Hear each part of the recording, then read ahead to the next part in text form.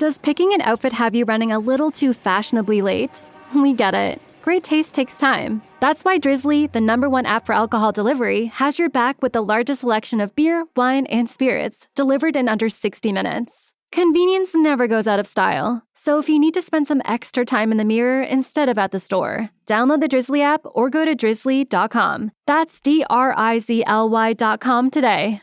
Hey, it's Mistress Carrie, reporting for duty from MCHQ for episode 72 of the Mistress Carrie podcast. This episode of the podcast is sponsored by Digital Federal Credit Union, better known by all of us by now as simply DCU. And whether you're driving off the lot or refinancing, DCU can help you save on your next auto loan with rates as low as 1.49% APR. Getting a new car right now can be super complicated because they're hard to find. But your financing is definitely not complicated if you go to DCU. And whether you're refinancing or you're driving a brand new car off the lot, DCU wants to help you save on your next auto loan. And 1.49% APR? They're not kidding around. Those rates are low. You can learn more at dcu.org/auto. Insured by the NCUA, membership required. Okay, my guest on this week's episode is Brendan Yates. He's the lead singer and co-producer of the band Turnstile. Their latest album is called Glow On, and it came out back in August. And Turnstile is out on the road and will be through most of November. Turnstile made a tour stop in Connecticut, and Brendan sat down and had a tea with me and dodged rogue forklifts in the process. You'll hear the beeping in the interview. Brendan was super charismatic and really approachable and just open and honest. And we talked about a lot of stuff, about growing up wanting to be a drummer and getting his first drum set, and the relationship with his parents and the kind of music that he was inspired by and exposed to growing up. We talked about how the guys in Turnstile met, what it's like to be on the road touring in a van, navigating all of the pressures of COVID, keeping yourself occupied while you're out on the road and you're not on stage, how he likes his coffee. We talked about chess, and of course, we talked about songwriting. Brendan was really cool, and it was awesome to get to know him. And hopefully, this is another example of a band that you can say, oh, I heard about him on the Mistress Carrie podcast. Now, if you want to hear the music, there's a corresponding playlist linked in the show notes of this podcast episode. I do it for every full-length episode of the podcast. So you have all the music from the artist that I'm talking to and all the music we referenced in the interview all in one place. So pour yourself a coffee or a tea and allow me to introduce you to Brendan Yates from Turnstile.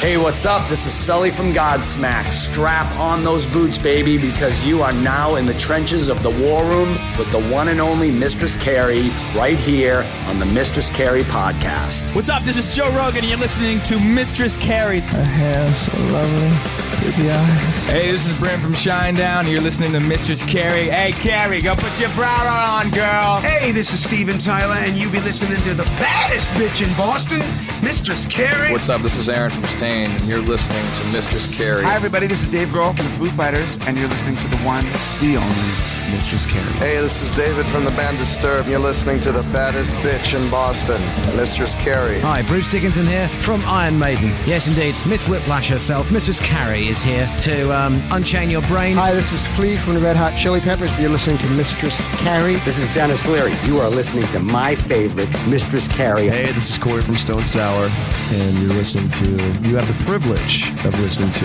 Mistress Carrie. Oh, God. Oh, yeah. Good morning, Brendan. Good morning. I mean, it's afternoon. It's kind of afternoon, kind of good morning. I know you're having tea. I'm having coffee, so cheers. Cheers. Is tea part of your morning ritual because of your voice?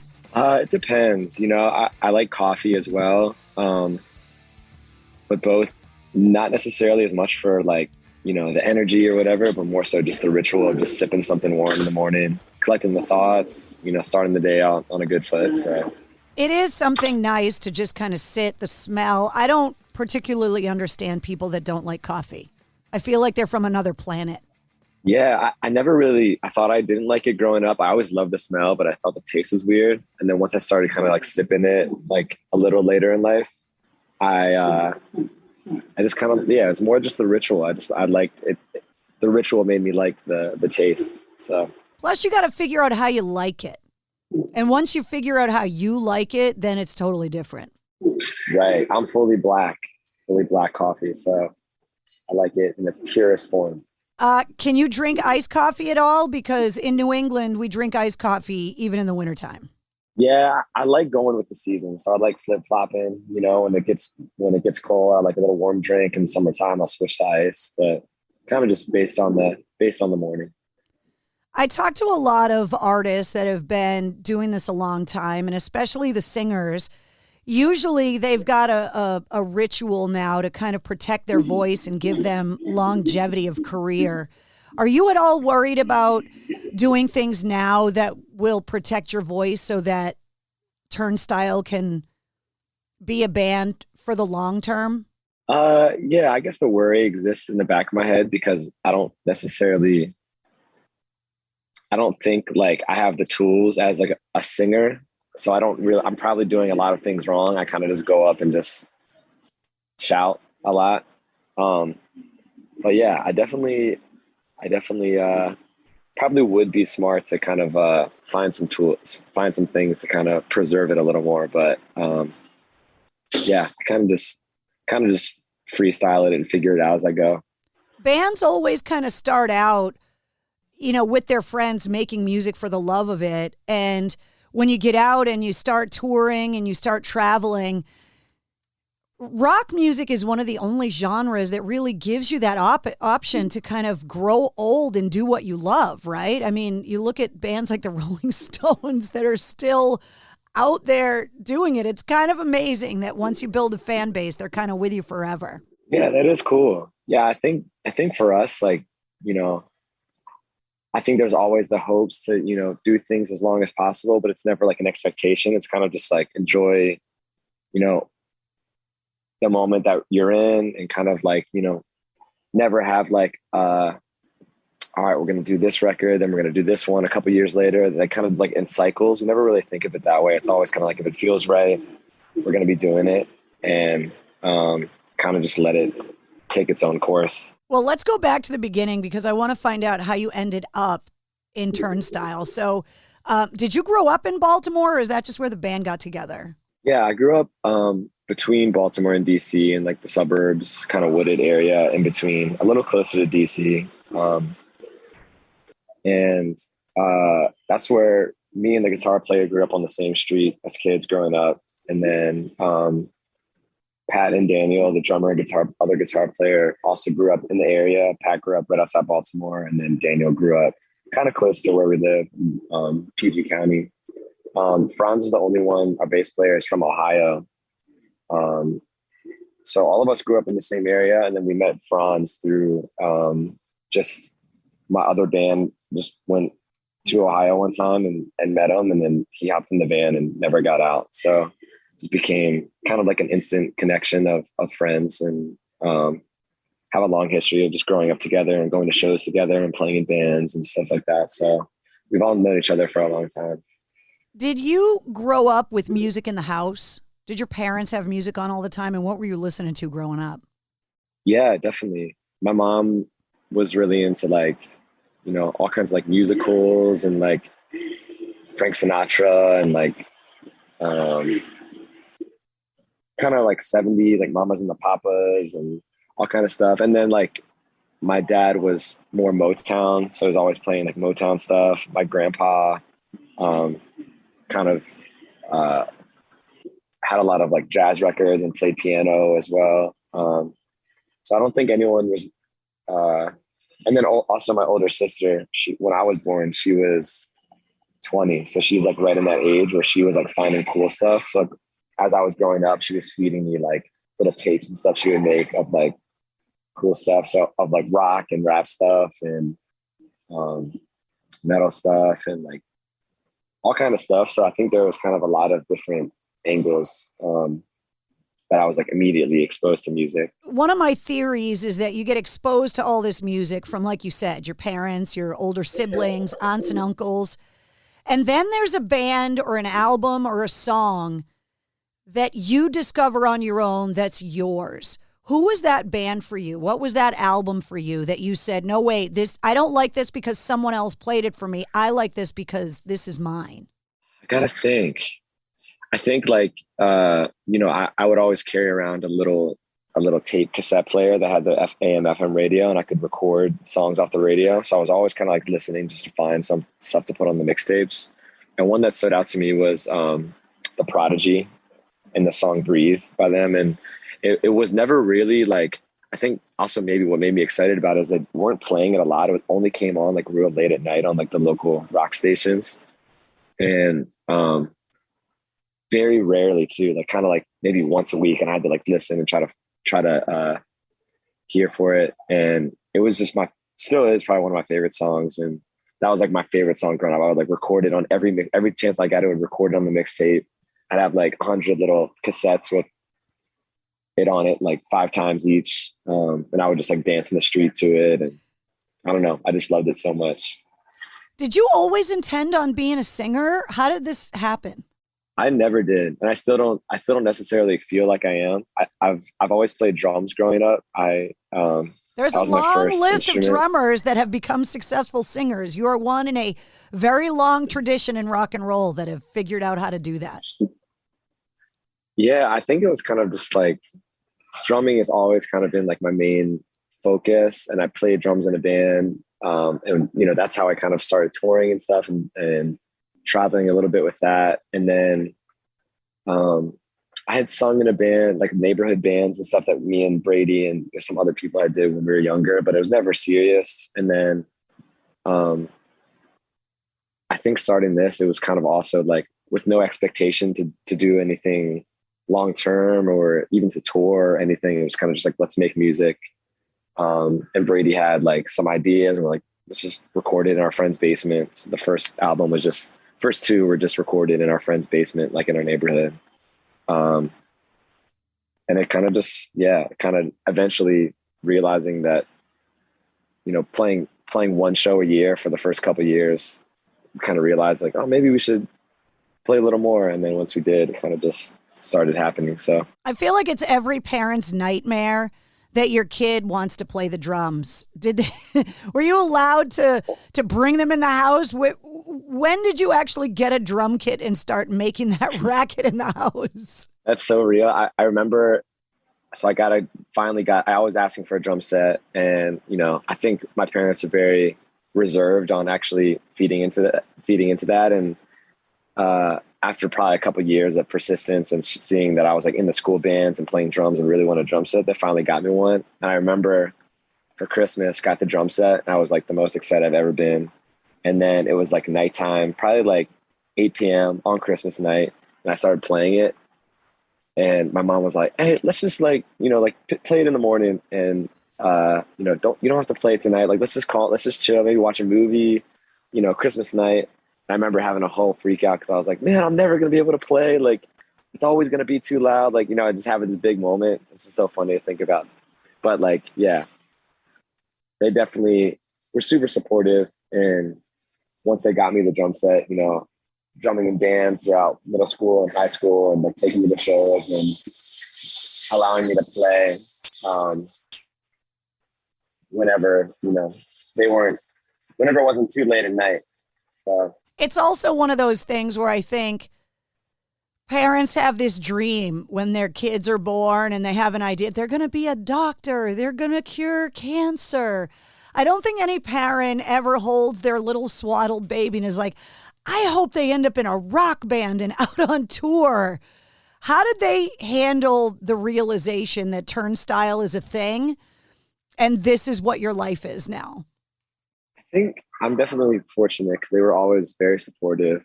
I think there was a fear initially once I was kind of like, I was in school and then I dropped out of school because I was like, I have an opportunity to tour more. I just want to tour and just play more. And I think that was a little scary, for my mom. at the time, very supportive, but also I get it because it's like, it's a very, like just going out and being gone for a month at a time, traveling across the world. It's kind of a scary thing if you have like a, 18-year-old kid who's never really left the small little town that you grew up in. So like, I think it was a phase of like easing into it and, realizing that it's okay. Like, I was okay. And then I also ended up going back to school just and got a degree online just while I was touring, just for, I don't even know why. Like, I don't think I'll ever use it, but I was just like, it was like something that felt like I just wanted to get off my list. And I think that helped as well. Because I think like, seeing that I was able to like, which taught me a lot of, especially early on, taught me a lot of time management and responsibility and things that, you learn just through life experience that I was getting that, I think they started to see that and, feel a little more comfortable with, the music. What journey. were you studying in school? Yes. I was studying like some communications stuff and like conflict management and pretty like basic things like that I just kind of wanted to I started off doing like kinesiology, and then I just, had that whole path of like going one direction and fully switching it. And then, it was very like, I was kind of even starting going to school. I didn't even really want to be there because I wanted to be doing music. But then also a part of me like didn't want to study music because I always wanted to keep those things separate, which in hindsight now I probably would have like done something that I could have used like, I think you're going to put the skills of conflict management into use on a tour bus with your band. For sure. Yeah. I think there's, even just like school in general, I think it's a little less like, necessary for everyone now. But I think there is kind of like standard things that across the board are beneficial for like, just like time management, responsibility, kind of like organization, like all those kind of things that are kind of important just to kind of like wrap your head around what you want to do. And you don't need to even apply that to like what you're studying necessarily, but just becoming a more well-rounded person sometimes. It can help. Well, look at what you guys are doing, right? So you got to deal with legal contracts. You got to deal with the business side of stuff and all the financials. You got to figure out logistics of being out on the road. There's a lot of major skill sets that are required to be able to be in a band and be out on the road and be successful. Definitely. Yeah. And it's always a learning process too. And, my friend that helps us manage things, he, we've known each other. We've just been friends for years, and he just never managed a band before, but we just figured it out as we go. He always like jokes about it. He's like, yeah, I dropped out of high school, but I figured it out, and like it's kind of just, if you have the motivation or desire to kind of figure it out and learn, and are always kind of open canvas to learning and trying to kind of hold that knowledge in, it's anything's possible with that kind of outlook, I guess. You guys have been releasing music now for 10 years, and your latest album, Glow, you release in the middle of a global pandemic. Talk to me about what the conversation was like as to whether or not you guys were going to release the record on time or kind of hold on to it until things, quote unquote, got a little more normal. Yeah, I think it was, when everything shut down, we had already planned on going in and recording. So I think with that, it almost just opened up more of a window to just kind of just isolate and just work on music and spend a lot of time trying things and mixing it and mastering it and all those kind of things that come with it, and artwork and videos and things, which that window sometimes isn't always there, because I think we, travel a lot and try to play shows a lot. And that window being open was like really cool for the process of making it, but also it was kind of like, while making it was like, when this is done, should we put it out? Is it necessary for the world right now? Is it something that anyone wants or needs? Is it something that would just like kind of just fall by the wayside? Is it like, and even like, especially for us too, like I think our favorite thing is being able to make music and then play it live and exchange it with people in a room. And I think that's where a lot of our excitement comes from for this band. So that was even more of a factor for us, because a lot of times like songs just take their own shape, not after you record them, but after you're able to play them and exchange them with people in a live setting. So it was very confusing, but I think kind of just let it take its course, and somehow the timing was pretty good where shows were able to happen again as we were putting the record out. So yeah, I'm super grateful for that, for sure. COVID seems like one of those things that separated bands from their fans, which caused a lot of people sadness, right? Because we all love the music so much and we all want to go and see the bands that we love.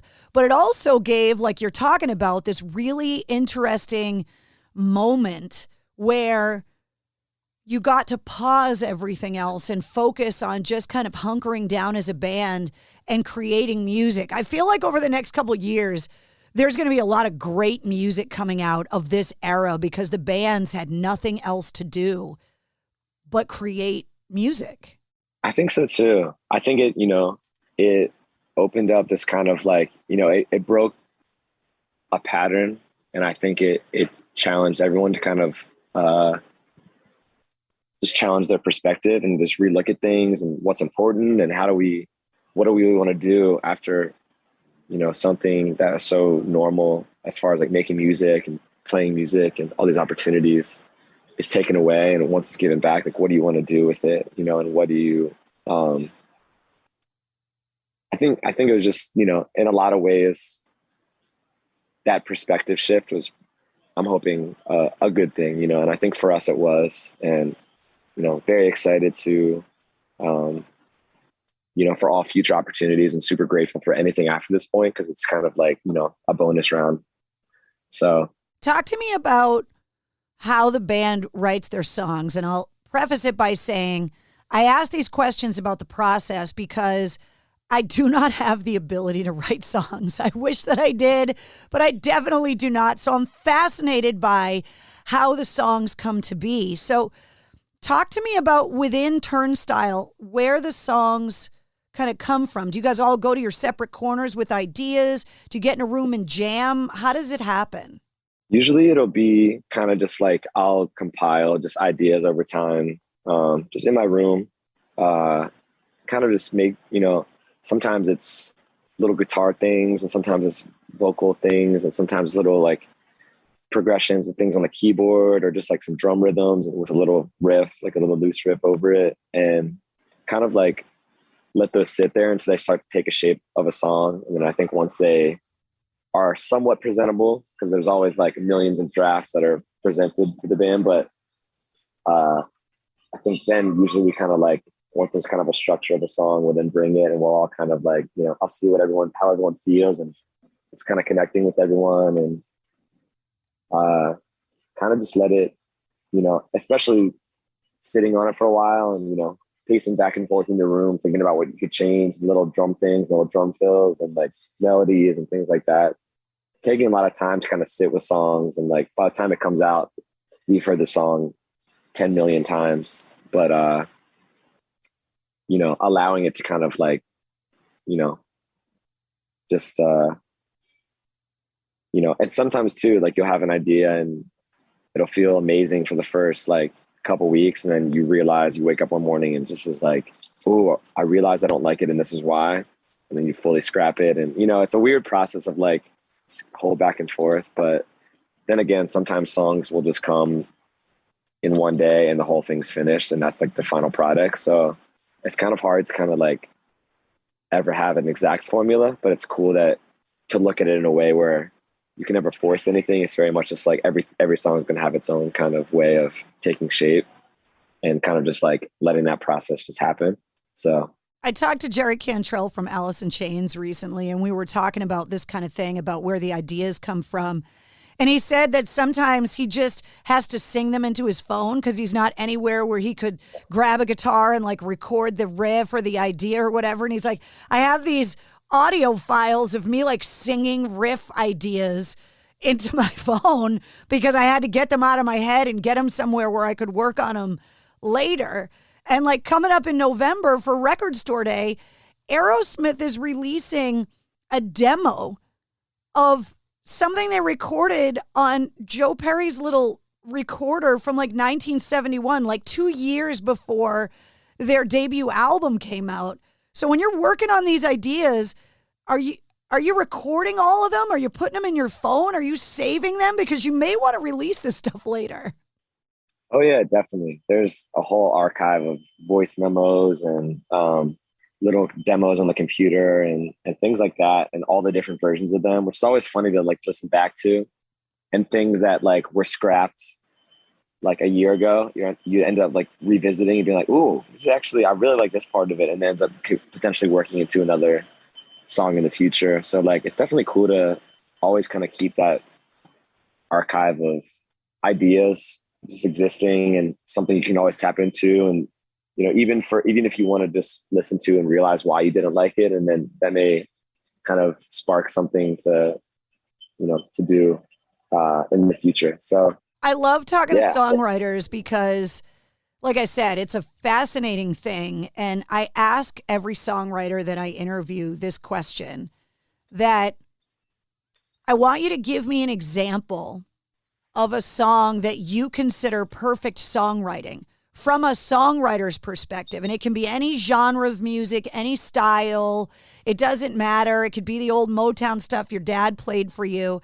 But give me an example of a song that you covet because you're like, that song is perfectly crafted and I wish I wrote it.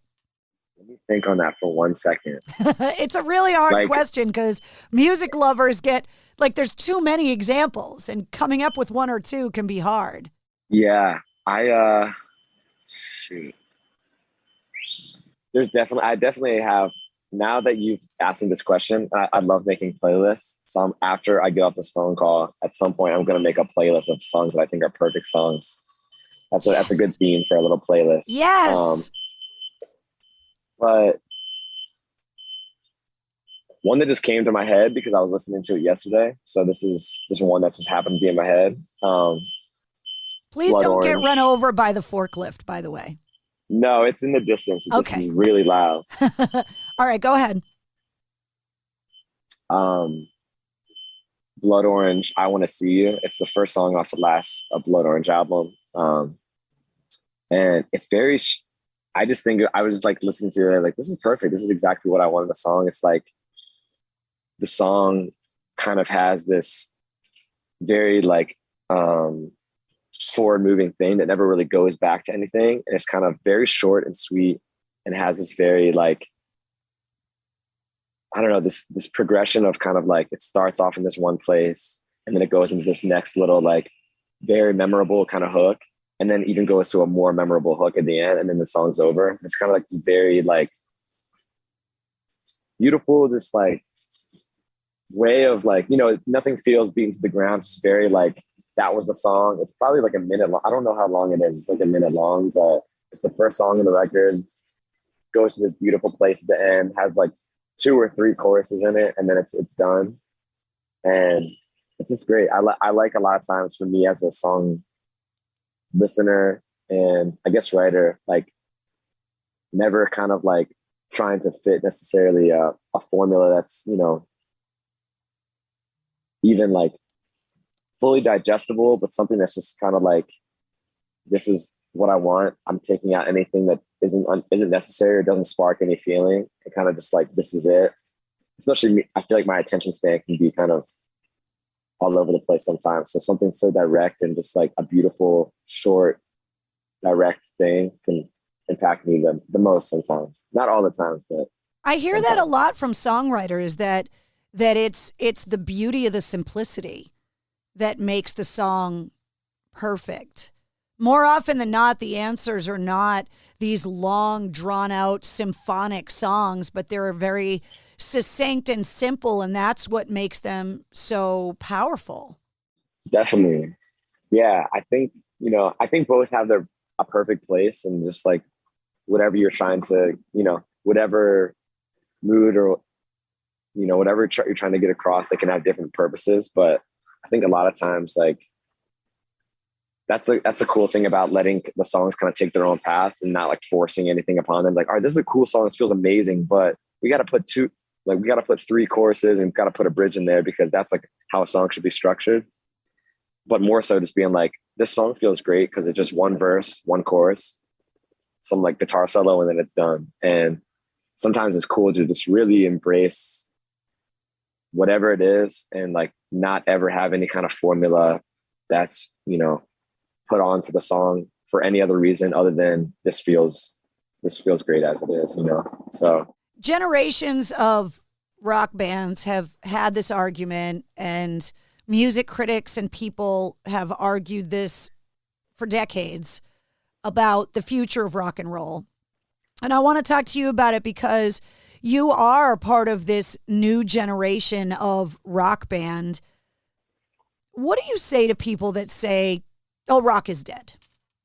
Oh, it's over. It can never be what it was. It's played out. It's got nowhere to go. You're a band that's out right now, building a fan base, making new music, kind of going against everything that those critics say. What do you have to say to those people? I think at the end of the day, everything is just, everyone has their own unique perspective. And, for any band or any person, really it's up to you to kind of just like, do your own thing and carve your own path. And, like one person's perspective on what music is or what it should be is going to be so different from someone else's, based on what they're experiencing, what bands they're into, what they're seeing, what shows they're going to, what they're inspired by. And I think that inspiration will always be there, and there's always going to be amazing humans making amazing things. And it's never something that's I think you can never put a number on it either. It's like some of the best things I've ever discovered in life are things that, maybe like 5 people would come out to a show and see. And, I think never looking at things on a scale of like, what's the biggest, what's the smallest, it's like things are always beautiful, amazing, inspirational things are always going to exist. And it's just kind of up to the individual to kind of open their perspective and open their ability to find it and to like look for it. And, so you've been out on this tour with a ton of bands, and you don't get to spend 24 hours a day on stage. So what are some of the things that you guys are doing to keep yourselves occupied, either amongst yourselves or with all of the other bands that you guys are touring with? Is there gambling going on? Is there parking lot football going on? What is it that you guys are doing when you're not on stage to keep yourselves occupied?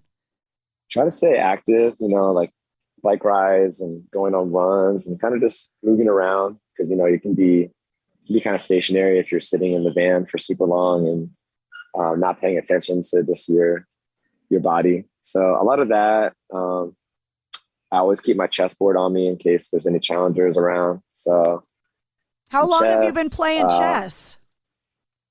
Just a few years, and I'm not good. I'm not that good. Like, we play each other, but I've never like truly challenged, I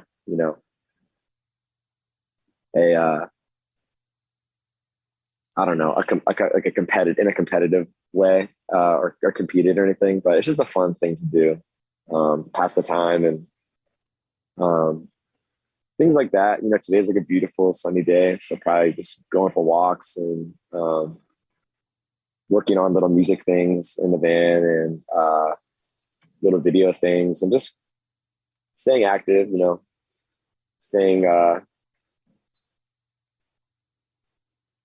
just staying engaged in one way or another.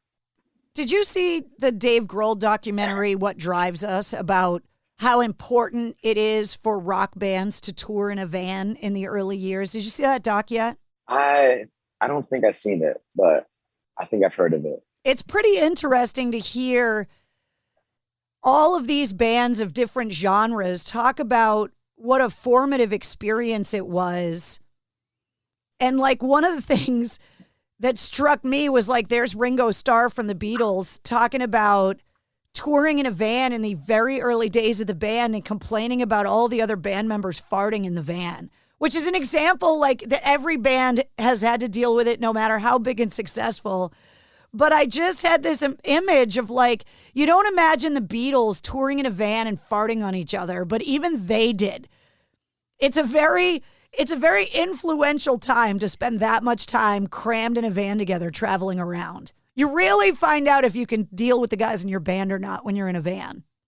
Yeah, definitely. I think it is important. I think, we're lucky to have known each other growing up and had already established, being around each other a lot. I think that always helps. I feel like with bands to be able to have some sort of already established, not jumping in with total strangers and hoping that it works out, the dynamic works out. But yeah, it's like a extreme intimate relationship that's split, 5 ways that you need to constantly be aware of each other, constantly be aware of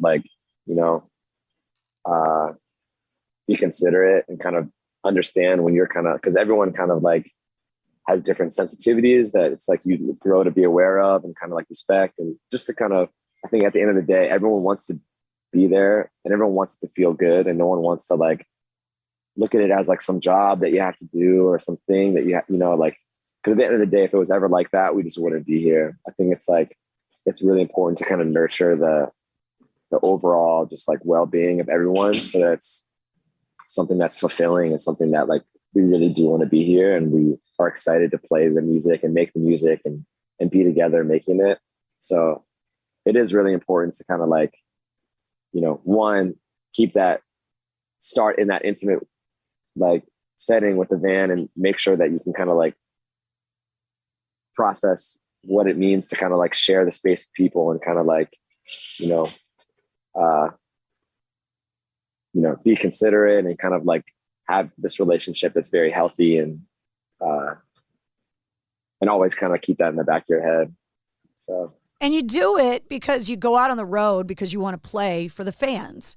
So before I let you go, can you talk to me about the relationship between Turnstile and your fans and being separated from your fans during COVID for so long? I think all bands felt kind of isolated because you want that exchange with your audience. So can you just talk about the relationship between your band and your fans?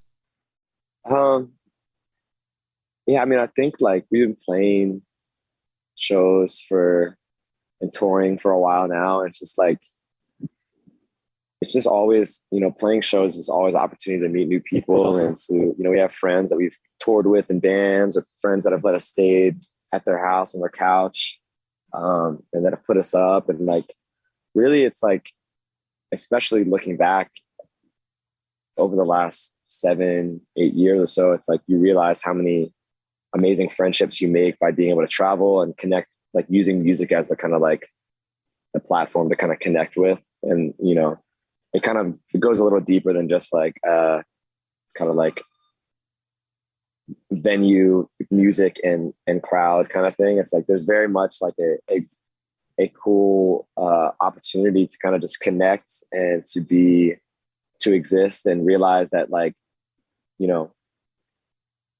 not necessarily like people are there to watch Turnstile play, but we're there and they're there to kind of like share an experience, you know what I mean? So I think in some ways that's kind of like the way that it feels good to look at it, and so that it's always kind of felt, especially seeing these last couple weeks of being able to travel again to these places that we haven't been to in a couple years, and realizing like the people that are coming to the show, I'm like, wow, I haven't seen you in 2 years, when I'm used to seeing you every like, I don't know, couple months or something like that.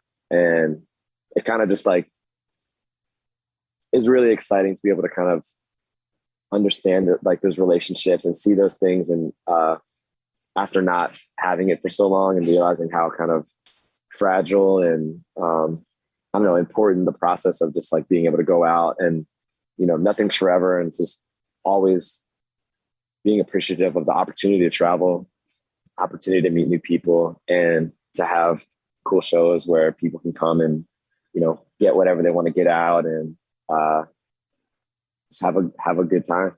Well, it was really nice to meet you, even though we had to do it virtually, unfortunately. But you're one of those bands that every time I turn around, somebody's asking me, like, have you heard Turnstile yet? So I was really excited to talk to you. And the next time we talk, I'm very excited to hear what you put on your perfect song playlist. I will get that ready for you, and then I'll send it over. So. I would love that, because I'm very, like I said, I love the art of music. I love the craft of songwriting, but I do not have the ability. And everyone's answers are different about what they consider a perfect song to be and what their reasoning is for it. So I'm very curious if you put a whole playlist together of songs that you're like, man, I wish I wrote that song. That song is perfect. I want to hear what's on there. I definitely got you. And they'll all be very different from each other. That's the beauty of it. The song is it's intangible. That's right. Well, thank you so much for hanging out with me today. I appreciate your time. I appreciate you. Thank you so much. And I hope to see you soon. There he is, Brendan Yates from Turnstile. Their latest album, Glow On, is available everywhere. Don't forget the corresponding playlist that goes with episode 72 of the Mistress Carrie podcast is linked in the show notes. And it's got a bunch of their music and a lot of other stuff too. There's also links so you can find the band everywhere. Facebook, Instagram, Twitter, YouTube. And it's got all of my links there as well. Special thanks once again to our sponsor, Digital Federal Credit Union at dcu.org. If you liked what you heard, don't forget to hit subscribe so you don't miss anything from the Mistress Carrie podcast. New full-length episodes come out every Wednesday, plus every weekday you get the sit rep. All of your rock news, music headlines, and industry info, and all in less than 5 minutes. You can join me every Tuesday night live on my Facebook page for Cocktails in the War Room, and you can always find me online at mistresscarrie.com, which is where you'll find my blog, my events calendar, my photo gallery, and the official online Mistress Carrie store. There's a little bit of everything. T-shirts, hoodies, beanies, beer koozies, pint glasses, and coffee mugs too. And if you want even more, get a Mistress Carrie Backstage Pass on Patreon. The Mistress Carrie Podcast, a proud member of the Pantheon Podcast Network.